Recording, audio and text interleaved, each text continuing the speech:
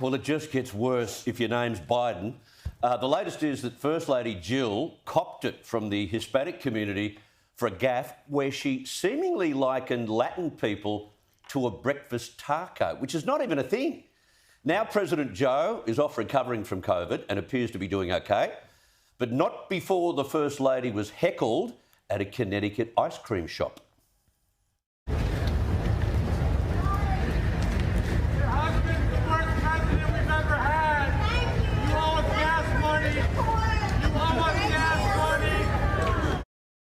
For more, I'm joined by lawyer and commentator Carolyn DeRosso and Verve PR's Prue MacSween. Ladies, thank you very much for coming on. Thanks, Smithy. I'll start with you, Carolyn. Just to translate for people, the First Lady was told by a disgruntled Connecticut citizen there that her husband was the worst president the country's ever had, saying Biden owed them gas money, while another yelled out, "You suck." Question for you. Do you think that this is representative of the feeling about Joe Biden at the moment, or is it just they ran into a sour mob outside the ice cream shop?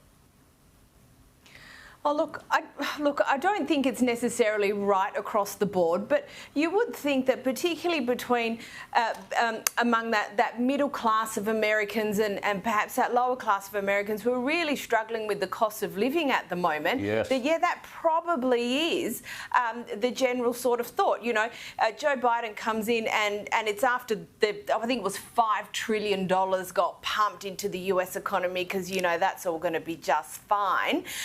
That you started to have this problem with inflation. He did try and blame it on Putin, except that 80% of the inflation had occurred before the war in Ukraine had even broken out. You know, the political class sometimes likes to treat voters like they're stupid, but they're not. Yeah.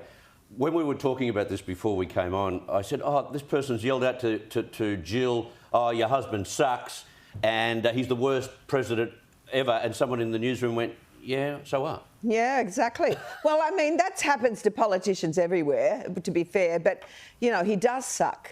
And it is appropriate that it's outside an ice cream shop. It's definitely the wrong flavour, isn't he?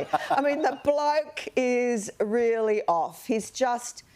We knew when he was hiding in the bunker during the campaign that he had something to hide, and now it's all coming out. He's actually got nothing going for him except, you know, it's really quite sad to see the destruction of somebody who's really quite sick, and it's sad for the rest of the world, particularly as we watch this superpower who we all rely on here. Yeah. And, you know, it's giving signals to China and to Putin and Iran and, you know, everywhere that America's weak. It's losing its power. Yeah. And that's worrying. He sucks and he's weak. Yeah. You're exactly right.